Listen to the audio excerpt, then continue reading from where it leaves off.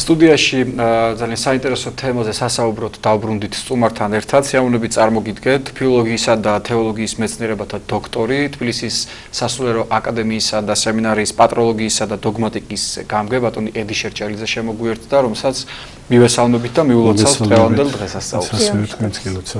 და ჩვენს მაყურებელს. ჩვენ დავისაუბროთ ზოგადად ღვთისმშობლის წილხდომილობის შესახებ, შევეხებით აწყურის ღვთისმშობელსაც, ცხადია და კვარცაც. შეიძლება პირველი ჩემს მიერ დასმული შეკითხვა ცოტა უცნაურად მოგეჩვენოთ, მაგრამ გადავწყვიტე ასე დავიწყოთ ჩვენი საუბარი. გარკვეულ წრეებს ჩვენი საზოგადოებისა ხშირად მომისმენია ეს აზრი. ერთგვარად რაღაცა თითქოს აღიზიანებს ის, რომ მუდმივად ესმით, რომ საქართველო არის სწორედ ღვთისმშობლის წილხვედრი ქვეყანა. რატომ, როგორ ფიქრობთ, რა არის ამაში უცნაური და რატომ არ ჯერავთ, თუ კი არ ჯერავთ ამ ადამიანებს ის, რომ ეს მართლაც ასეა, როცა არსებობს სხვადასხვა წყარო, რომელიც ადასტურებს ამ ფაქტს. თქვენი შეკითხვა ჩემთვის არ გაგიმხელიათ ნამდვილად, თუმცა საინტერესო შეკითხვა. პასუხი რა თქმა უნდა გარკვეულია, თუ ჩვენ წილხდომილობის საკითხს იმ ფარგლებში გავაცნობიერებთ, რა ფარგლებშიც ეს ჭეშმარიტება თავიდანვე გვეუწყა, რა თქმა უნდა არავით არის გაღიზიანება არ იქნება. გაღიზიანება ყოველთვის თან მოსდევს რაიმეს გადამეტებას, რაიმეს უფრო ზედმეტად შეფასებას, ვიდრე ის სინამდვილეშია. თვით ყოვლადწმინდა ღვთისმშობლის ახან ამ თემას ვეხებით. თვით ყოვლადწმინდა ღვთისმშობელთან დაკავშირებული საეკლესიო სწავლებაც კი თუ გადამეტებულად წარმოჩნდება იმ პიროვნებისა, რომელიც ყველაზე მეტად განდიდებულია ქმნილებაში, ისიც უარყოფითია, როცა მაგალითად კათოლიკურ ტრადიციაში დოგმატად იქნა მიჩნეული, რომ ყოვლადწმინდა ღვთისმშობელი უბიწოთ იქნა ჩასახული, რასაც მართლმადიდებლობა ცხადია უარყოფს.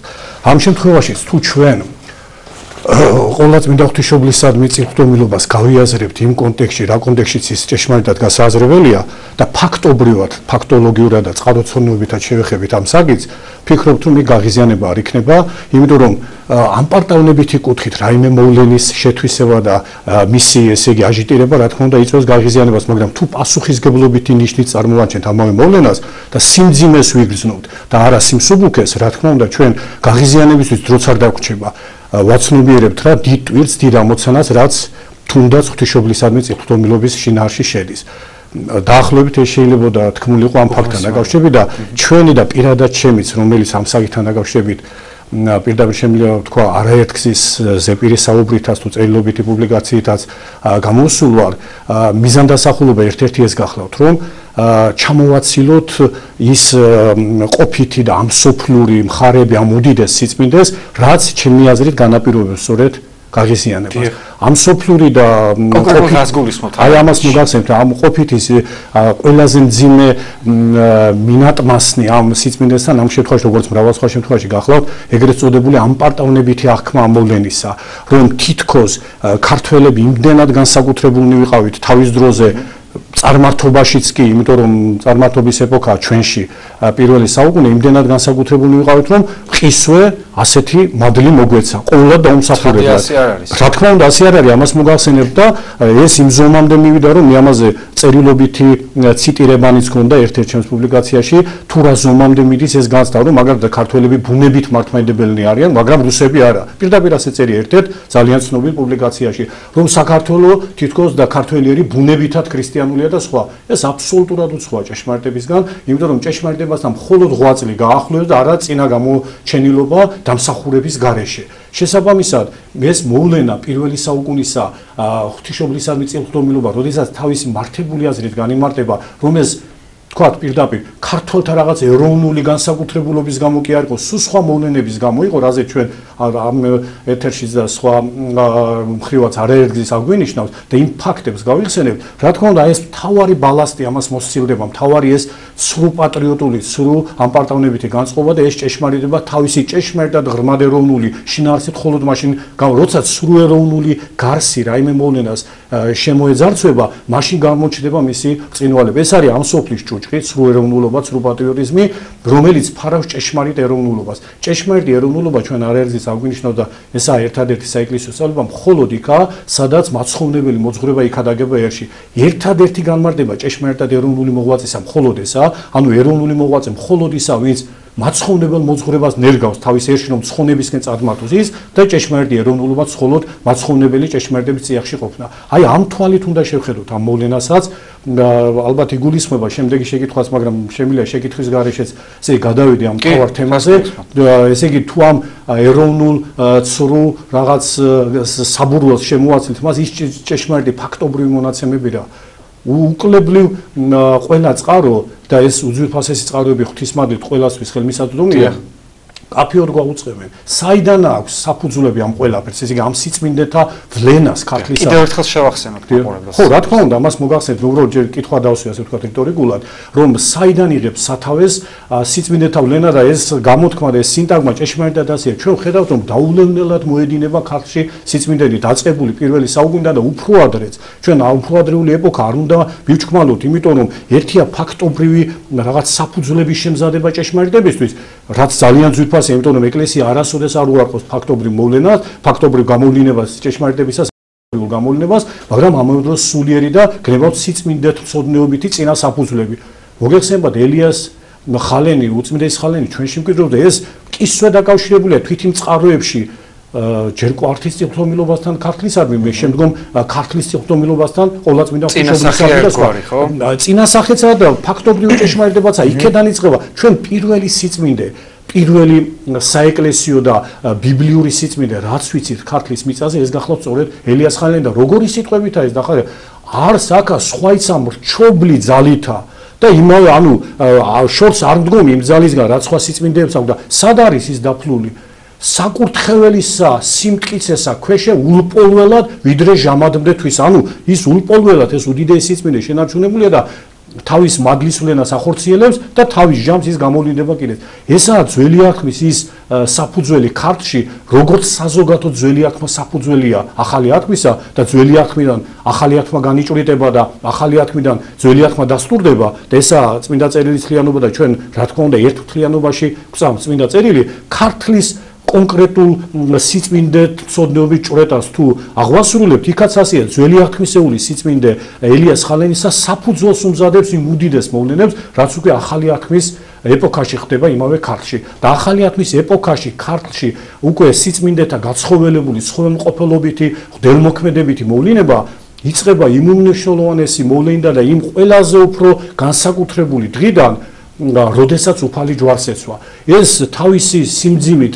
თავისი მწუხარებით განსაკუთრებულია და ამავე დროს თავისი სამომავლო და მყისიერი გამოხსნელობითი მადლმოსილებით პარასკევი დღე, როდესაც უფალი ჯვარს ეცვა. რატომ უსვამთ ხაზს კონკრეტულად ამ დღეს? იმიტომ რომ ამ დღის შედეგია მოგეხსენებათ კვართზე წილის ყრა. ყველაზე დიდ სიწმინდეზე, რაც კი ამ ქვეყნად უფლისგან შთენილა დატოვებულა და დღემდე ამ ქვეყნად მკვიდრობს, თუმცა უხილავად ჩვენთვის. კვართი არის ყველაზე დიდი სიწმინდე. არა მხოლოდ იმის გამო, რომ ის უფლისგან იყო შემოსილი, უფალს სხვა სამოსელიც ჰქონდა, მოგეხსენებათ, რომელიც განიყვეს და სხვა, მაგრამ კვართი არის განსაკუთრებული სამოსელი. ის გახლავთ საკვირველი თვით მაშინაც, როცა ის მაცხოვრის სამოსელი იყო, ზეით უკერველი, როგორც წმინდა სახარება გვაუწყებს მის შესახებ, მაცხოვართან ერთად რომ იზრდებოდა, არასოდეს არ განშორებია მას და არსებითად ამ ქვეყნად დატოვებული კვართი ეს გამომითქვას და ნამდვილად ეს ჩემი შემიძლია ასე ვთქვა სარწმუნოება, ის არის მაცხოვრის სხეულის ანალოგი ამ ქვეყნად, იმიტომ მაცხოვრის სხეულებრივად ამაღლდა და ცათაშინა დამკვიდრდა, მოგეხსენებათ, მამის მარჯვნივ სხეულებრივად კაცობრიობის სხეულით იქ მკვიდრობს, ხოლო ამ ქვეყნად მისი ხორციელი მყოფობის ყველაზე გამოკვეთილი ნიში გახლავთ მისი კვართი. ზოგადად კვართს აქვს აურაცხელი სულიერი შინაარსი და ჩვენს ერთ-ერთ ძალიან ვრცელ პუბლიკაციაში კვართის შესახებ მე რაც შემელო ყველა განმარტება საეკლესიო მის შესახებ შემოკრებილი გვაქვს წმინდა მოძღვართა და ჩვენი ვნახავთ რომ ფაქტობრივად ყველაფერი ჭეშმარიტ თელ საღვთო ღირსეულობათა საუნჯია ეს კვართი. მათ შორის წმინდა ეკლესიის თავისი განურღვევლობით და ანუ კვართი რომ დაურღვეველია ეს სიმბოლოა მართლმადიდებელი ეკლესიის განურღვევლობისა და რომის ბოროტებას დაამარცხებს. ამავე დროს ძალიან მნიშვნელოვანი ხაზგასმა კვართზე წმინდა არა ქართველისგან, წმინდა კიპრიანე კართაგენელისგან მე-3 საუკუნეში რამდენჯერმე გამოაქვეყნა მისი ჭეშმარიტად მადლშემოსილი სიტყვები იმ შესახებ, რომ ის კვართის მფლობელზე, კვართი ერთია, მაგრამ კვართის მფლობელი ვინ არის? აი, სწორედ იქ რაც აღვნიშნეთ, ამ პარტავდება, მაშინ შემოგვეძარცვება ჩვენ.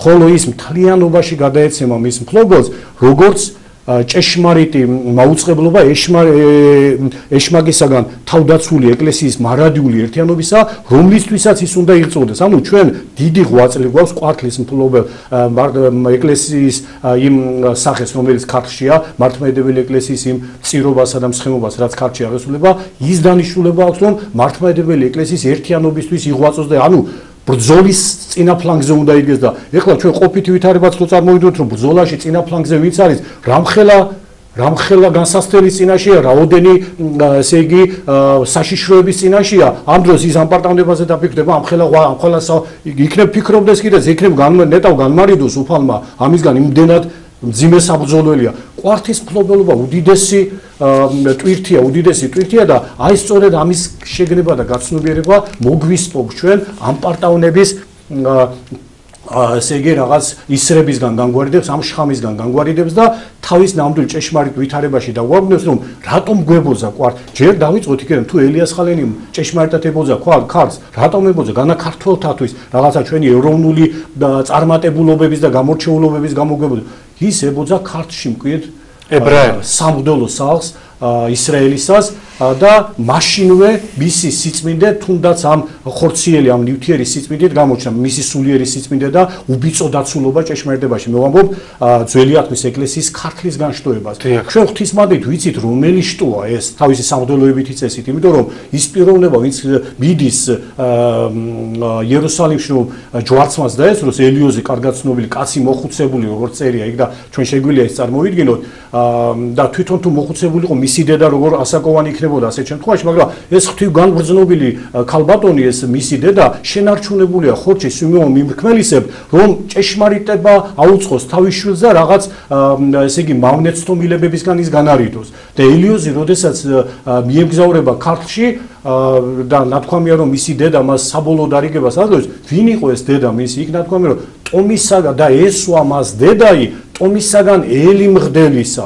ანუ დედამისიც სამღვდელო ოჯახიშვილია, ელი მღდელი ცნობილია ძველ აღთქმაში მოგესალმებათ მეფეთა პირველ წიგნში, სხვათა შორის უკეთური შვილები ყავდა და შესაძლოა სწორედ სიწმინდის ხაზი მან ქართლში მოავლინა. ჩვენ მხოლოდ ის ვიცით რომ ელი მღდელისაგანი არიან ქართლის ებრაელთა ძველი აღთქმის ეკლესიის ის განშტოება, რაც ქართლში მკვიდრობს. აი ამ ძველი აღთქმის ეკლესიის განსაკუთრებული სიწმინდე ქართლში მკვიდრი ძველი აღთქმის ეკლესიის, ისრაელის ეკლესიის სიწმინდე გახდა ის ერთადერთი საფუძველი, რამაც განაპირობა კვართის წილხდომილობა მცხეთისადმი. იმიტომ რომ ხდება ამ სამღვდელო ხაზში, მცხეთაში რაც არის, უბიწო დაცულობა ძველი აღთქმის სულიერი ჭეშმარიტებისა მაცხოვრის ხსნელის მოვლენების შესახებ. ხსნელის მოვლენებას ქადაგებს მთელი ძველი აღთქმა მოგესალმებათ და ამას ესწრაფვის და როგორც ერთ-ერთ ძეგლშია ნათქვამი, ამას ნატრობდა დავით წინასწარმეტყველი და ხორციელად ვერ ეწიფა, ანუ ვერ ეღირსა ამას. ყველა ამის ღირსებას ლამობდა ძველ აღთქმაში, დადგა ეს ჟამი და რა მოხდა იერუსალიმში, რაც ცენტრია და რაც ძირია ძველი აღთქმის ეკლესიისა, არ მიიღეს მაცხოვარი პირიქით ჯვარს აწვეს, მაგრამ მთელ ძველი აღთქმის ეკლესიას მსგავსი რამ არ დამართია, იმიტომ რომ სწორედ ის განშტოება ძველი აღთქმისა, რაც ხეთაში იყო აბსოლუტურად სხვა განჭვრეტისა, სხვა უბიწო დაცულობისა და უმანკო შენარჩუნებულობისა ჭეშმარიტებაში, იმიტომ რომ ელიოზის დედა სამღვდელო ხაზისაგანი და ჩვენ ერთ-ერთ გადაცემაში საგანგებო თავშეთ მარტო პიროვნული წვდომით კი არა, პიროვნული წვდომაცაა, მაგრამ ტრადიციული წვდომითაც ეს მარტო მისი წვდომა არაა. როგორ მოძღვრა შვილს რომ განერიდოს იმას პირდაპირ ეუბნება, უარი კი არ თქვა, იხმეს იქიდან გლოვისა წერილი მოვიდაო, ჯერ თავდაპირველად. როდესაც ეგონათ რომ სპარსელები თავს დაესწრე. მერე გაიზარდაო ის ხრმაო და თავის ღმერთად აცხადებდა და ვალდებული ვარ ჯვარს ვაწვადო და ყველანი შემოგრებით რომ ერთად ვაწვადო. წარვიდეს ხურიანი ყოველნი ქართლით.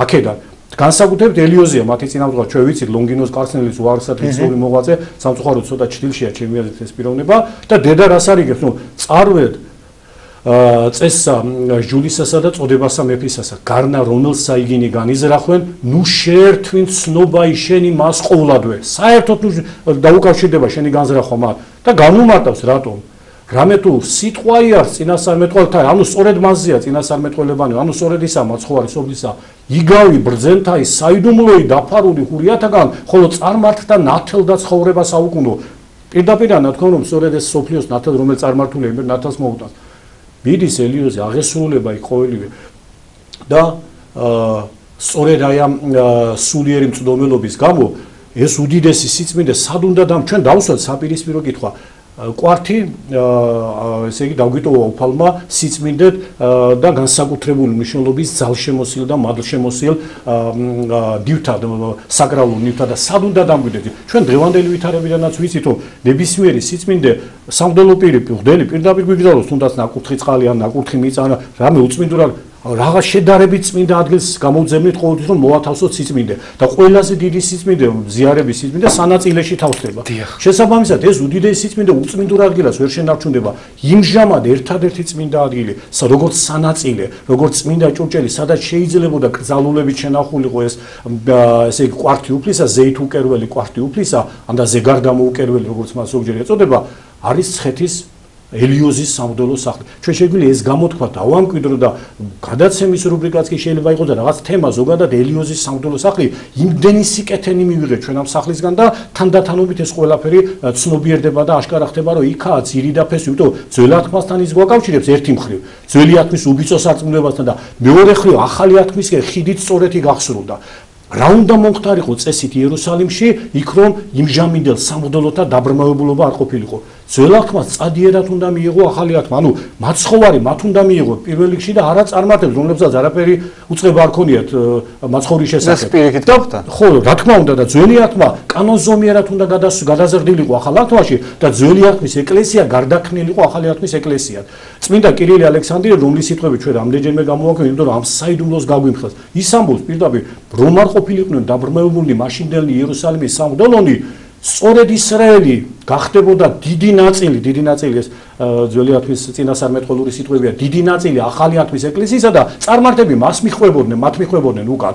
ჯერ ისინი შევიდოდნენ ახალი ათქმის, შემდგომ ვინც ირწმუნდებოდა იმათ შეიყვანენ, მაგრამ მოხდა პირიქით დაბრმავებულობის გამო დიდი ნაწილი გახდა წარმართი და მცირე და ნეშტი მცირეი ეს ისრაელი. და ეს ნეშტი მცირე არის სწორედ ძველი ათქმის ეკლესია მცხეთაში. იქ უბიწოთ იყო დაცული სარწმუნოება და ძველი ათქმა კანონზომიერად ახალ ათქმაზე ერთადერთი გადავიდა მცხეთაში. ამის ნივთიერი დადასტურებას უდიდესი მოვლენა ჩვენ გვაქვს. გარდა იმისა, რომ ელიოზის დედა და ელიოზის სამღვდელო სახლი აცნობიერებს ღვთისგანკაცების ჭეშმარიტებას, გარდა ამისა მეოთხე საუკუნეში, როდესაც წმინდა ნინო აქ მოივლინება და ქადაგებს, აბიათარის ძველი ათქმის სამღვდელო სახლი გარდაიქმნება ეკლესია, ჯვარი აღიმართება მასზე. ერთადერთი ბაგინია, ერთადერთი ესე იგი იუდეველური სალოცავია, რომელიც ეკლესიად გარდაიქმნება ნივთიერად.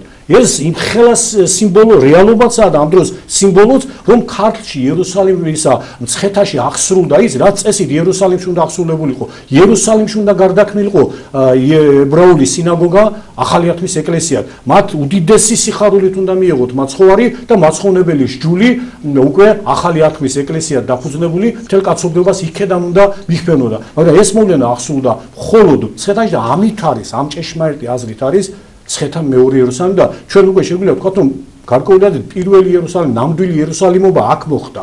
ნამდვილი აღქმა, ესე იგი ახალი ათქმის ჭეშმარიტებისა და ახალი ათქმის ეკლესიად გარდაქმნილობისა აქ განხორციელდა.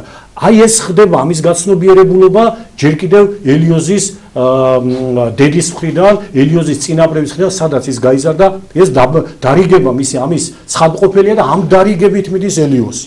ამ დარიგებით მიდის დაესწრება ჯვარცმას და როგორც უკვე აღნიშნეთ და ეს უეჭველად ყველაზე მეტყველი სიმბოლოა ჩვენ რომ წარმოვიდგინოთ მაშინდელი კაცობრიობა დასახლებული მსოფლიო მთელი ოიკუმენა სულ წვდიათში არიან ვერავინ ვერ ჭრეს ამ ხელა მოვლენა მოხდა მაგრამ ერთადერთი მანათობელი შუქურა და ჩირაღდანი არის მცხეთის ელიოზის სამღვდელო სახლი ამ წვდიათში მხოლოდ ის ანათებს წარმოვიდგინე იქ იგზავნება ეს კვართი იმ შუქში იმ სულიერ შუქში სულიერ ბრწყინვალებაში ეს ბრწყინვალების თავადი წყარო ეს კვართი მხოლოდ იქ შეიძლება ყოფილიყო დაკრძალული ელიოზი სხვათა შორის ღვთისგანგებით სწორედ შეიძლება ამ მიზანდასახულობითაც მისგან გაცნობიერებულად თუ თლად გაცნობიერებულად ვერა ამით ჩადის იქ რომ კვართი ეს უდიდესი სიწმინდე წამოუვლინდეს და დამკვიდრდეს ესე იგი აი ამ იმჟამინდელ ერთადერთ წმინდა ადგილას მართლაც ჭეშმარიტად სანაწილეში იმიტომ რომ მეტი სანაწილე რა შეიძლება იყოს სადაც კვართი უფლისა მარხია სიწმინდეთა სიწმინდე და მას ეწოდება სხვათა შორის ქართლის ცხოვრებაში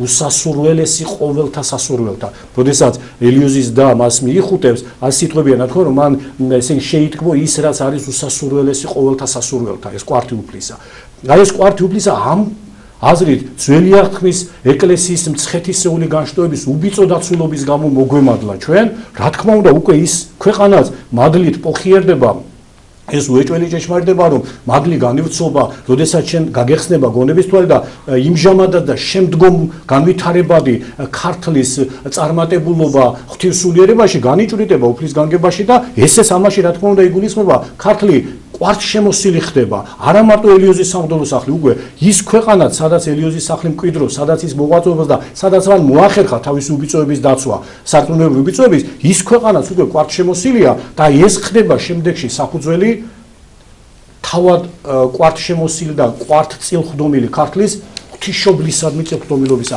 ამის საფუძველი, ესე იგი, ეს ხდება.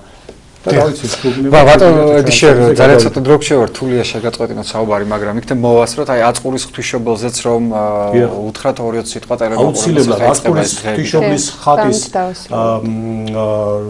კვირეულში ვიმყოფებით მოგესმებათ დადგინდეს უძვირფასესი დღე მისი ხსენებისა 16 მაისს ეს ყოველწლიურად დღესასწაულები იქნება და წელს პირველად არის და გაცოცხლდა პირდაპირ გაგებით ცხონყოფელობითად გაცოცხლდა წარსული აწყურობა აწყურის ხატობა ამ წლიდან იწყება სხვათა შორის მე არ შემიძლია ხაზგასმით და პერსონალურად განსაკუთრებული მადლიერება არ გამოვხატო არქიმანდრიტ ილია ნასიძის მიმართ რომელსაც ყველაზე უფრო გამორჩეული ღვაწლია ჩვენა ამ ხრივ შემოუყურება გარკვეული პირები და მან თავისი სულიერი სამღვდელო წინამძღვრობით აი ეს უდიდესი მოვლენა მნიშვნელოვანწილად შეამზადა და ეჭვი არ მეპარება რომ ამ მოღვაწეობას ადრეც აღნიშნე და კვლავ შევახსენებ მას და მოუწოდებ ის განაგრძობს უკვე მეორე ხელთუქმნელი ხატის, ანჩის ხატის მიმართაც, იმიტომ რომ აწყურის ხატი ჩვენ მიგვიძღვის ანჩის ხატისგან. ანჩის ხატი თავად პირი უფლისა, რომელიც ასევე ხელთუქმნელი ღვთის განსაკუთრებული განგებულებით ქართლში მკვიდრობს და ძველთაგანვე ცნობილი ამ სიწმინდის აბსოლუტური,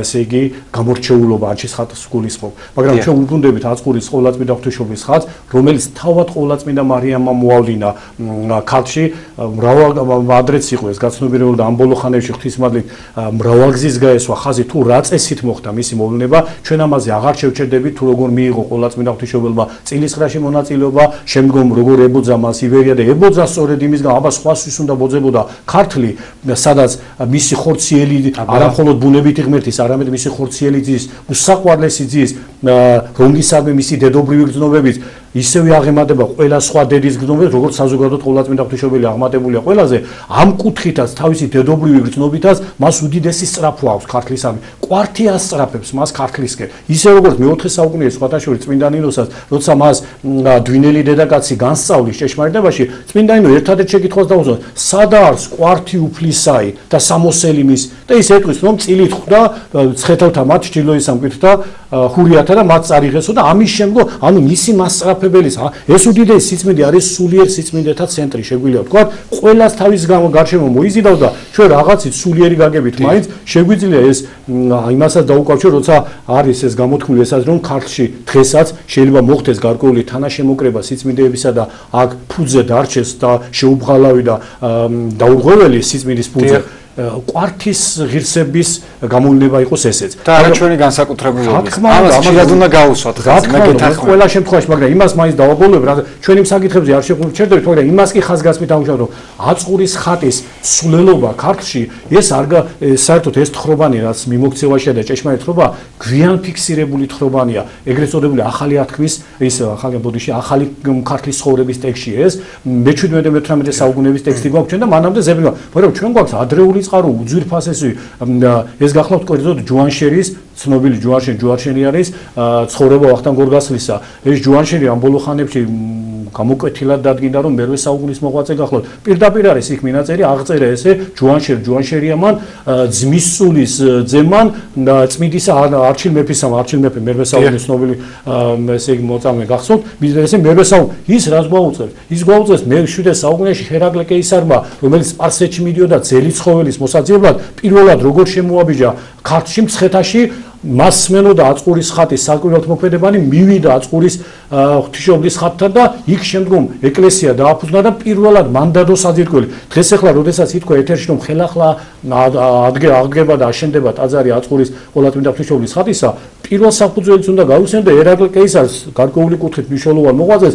ამ ხრივ მადლიერება უნდა უძღვნა რომ პირველ მანამდე ეგვტერი მცირე იყო, არის ამ უძველეს წყაროში, მერვე საუკუნის წყაროში, სრულიად ხაზგასმით, რომელი ასე წერია ღვთისმშობელსა გამოესახა და ანდრია პირველწოდებულისა მიენიჭებინა და მას მოევლინა და მოესუენა ჩვენდაო.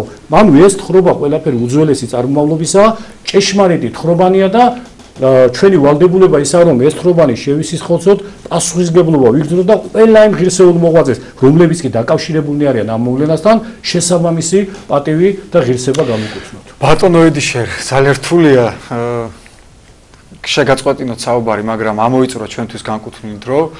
მე დარწმუნებული ვარ, ძალიან საინტერესო იყო ტელემაყურებლისთვისაც თქვენი მოსმენა. შევახსენოთ სოფო რომ ფილოლოგიისა და თეოლოგიის მეცნიერებათა დოქტორი ბატონი ედიშერ ჭელიძე საუბრობდა პირდაპირ ეთერში.